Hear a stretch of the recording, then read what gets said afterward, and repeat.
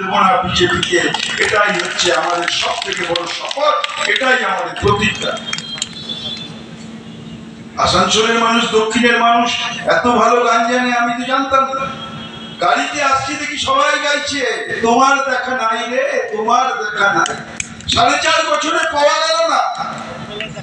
কলকাতায় অনেক বড় বড় মিছিল, মিটিং, বড় নেত্রী, মেদিনীপুরে গেলেন, গোয়ালা হারলেন, এখন এসে বলছেন এটা হচ্ছে, ওটা হচ্ছে, অটো এটা, টোটো এটা, মানে জানান দিতে হবে আমি আসানসোলে এসেছি। আপনি আসানসোলে আসুন আর আসানসোলে না আসুন, আসানসোলের মানুষ আপনাকে বিসর্জন করে দিয়েছে। আসানসোলের মানুষের আশীর্বাদ আর সমর্থন কোনোদিনও পাবে না।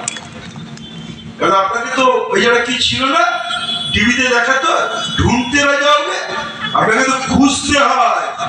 লোকে বলছে একটা মেডিকেল সার্টিফিকেট চাই, বলে কলকাতায় চলে আসুন।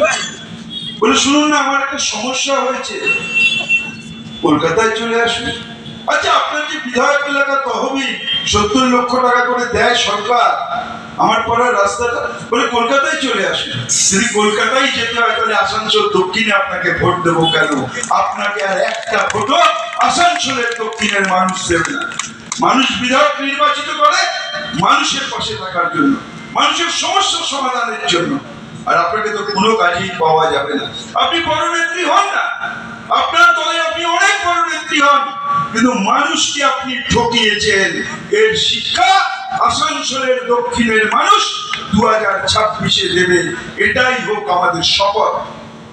যারা আমাদের ভোট নিয়ে আমাদের প্রতারিত করেছে, তখন বলেছে ডাকলেই পাবেন, আপনাদের পাশে থাকবো, আপনাদের হয়ে কাজ করব, এলাকার উন্নয়ন করব। আপনাকে এলাকার উন্নয়ন করতে হবে না। এলাকার উন্নয়ন করার জন্য মাথার উপরে যিনি আছেন তার নাম মমতা বন্দ্যোপাধ্যায়। শুধু পরিকাঠামোগত উন্নয়ন নয়,